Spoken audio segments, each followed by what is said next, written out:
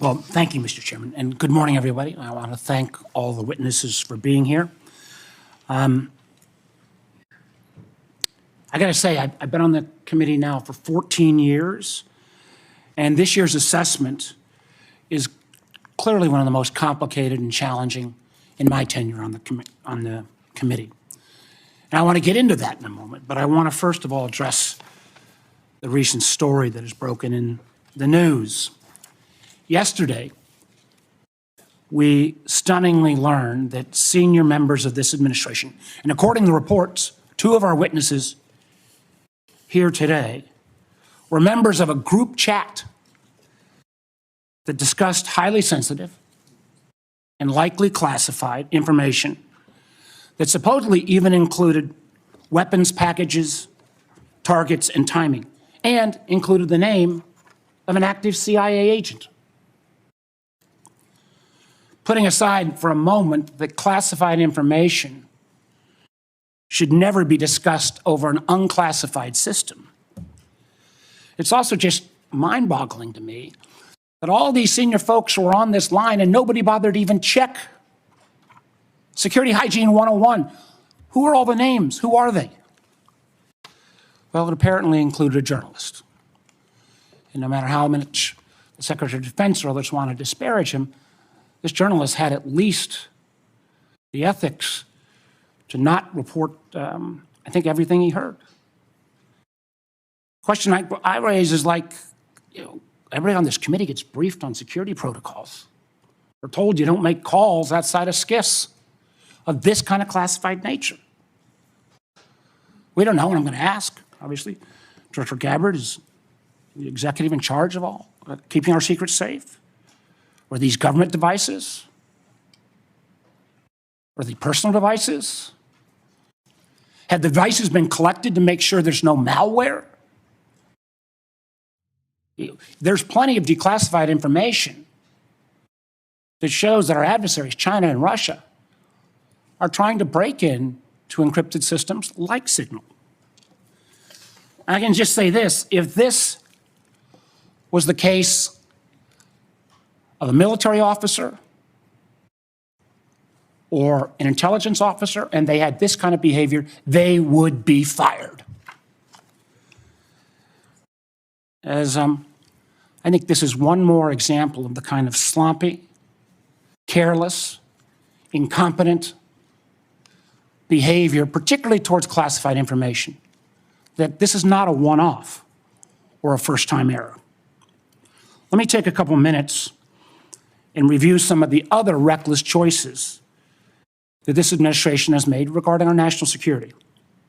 We all recall, it seems like it wasn't that long ago, but less than 2 months ago, in the first 2 weeks, the administration canceled all U.S. foreign assistance. Now, some may say, how bad can that be? It's foreign assistance.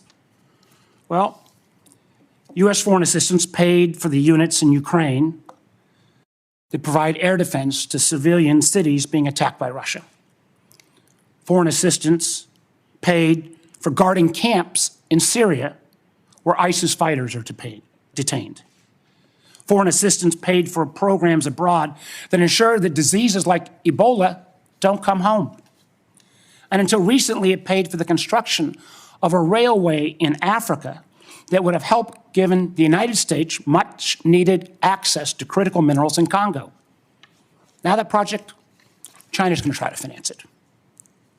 As well, in the first 2 weeks, Director Patel, the administration fired several of our most experienced FBI agents, including the head of the Criminal Investigative Division, the head of the Intelligence Division, the head of the Counterterrorism Division, the heads of the New York, Washington, and Miami field office, all individuals who were distinctly and directly responsible for helping to keep America safe. The irony in a little bit was the recently dismissed head of the Counterterrorism Division was involved in disrupting the ISIS attacks planned for Oklahoma City and Philadelphia, and helped lead the effort to bring to justice the key planner of the Abbey Gate bombing in Afghanistan that killed 13 U.S. servicemen and 150 civilians. That very Abbey Gate effort was actually praised by the president in his State of the Union address. Yet the response, the administration's response to these agents, I believe, good works and years of service, was to force these folks out. It's hard to imagine how that makes our country safer. Nor can I understand how Americans are made more secure by firing more than 300 staff at the National Nuclear Security Administration, including those responsible for overseeing the security and safety of the nuclear stockpile. Or by ousting 130 employees at CISA, the agency directly responsible for trying to take on China's Salt Typhoon attack. Again, after Salt Typhoon, I would have thought folks on that group chat might have thought twice. Or how we made safer by sacking 1,000 employees at the CDC and NIH who are actually directly working on trying to keep our country safe from disease. Or by pushing out hundreds of intelligence officers. The amazing thing is that our intelligence officers, they're not interchangeable like a Twitter coder. These intelligence officers, our country makes $20,000 to $40,000 of an investment just in getting a security clearance. Literally goes into six figures when you take the training involved. Can anyone tell how firing probationary individuals without any consideration for merit or expertise is an efficient use of taxpayer dollars? And just to make clear that yesterday's story in The Atlantic was not this rookie one-off, it's a pattern. I want to acknowledge Director Radcliffe was not here in his position when this took place. But again, earlier in the administration, when a non-classified network was used, thereby exposing literally hundreds of CIA officers' identities, those folks can't go into the field now. How does that make our government more efficient? You know, again, this pattern of an amazing cavalier attitude towards classified information is reckless, sloppy, and stunning. And perhaps what troubles me most is the way the administration has decided that we can take on all of our problems by ourselves without any needs for friends or allies. I agree that we've got to put America's priorities first. But America first cannot mean America alone.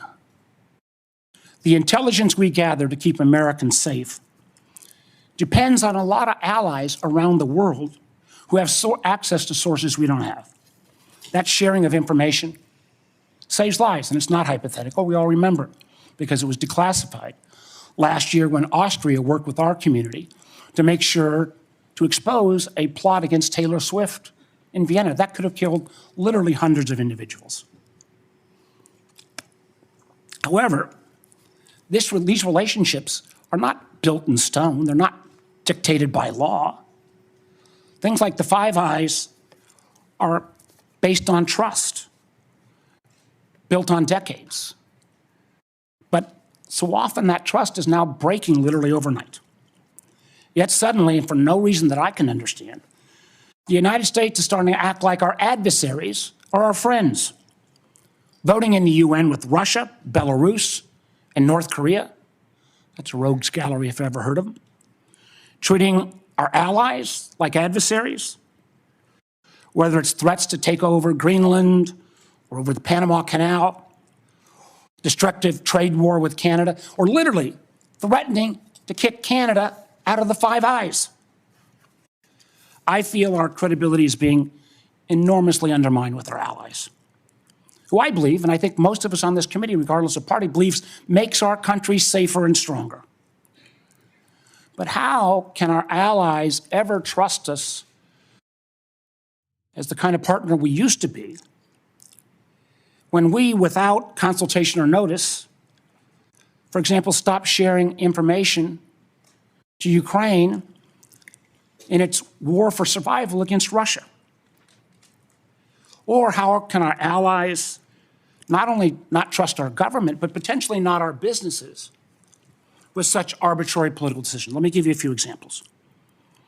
You know, as a result of a lot of work from this committee and others in Congress, We made sure America's commercial space industry is second to none. From space to launch to commercial sensing and communications, the United States has taken a record lead.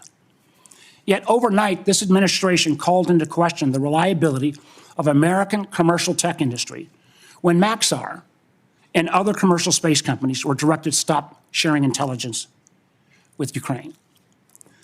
I got to tell you, I've been a business guy, I can't say longer than being an elected official, but pretty close.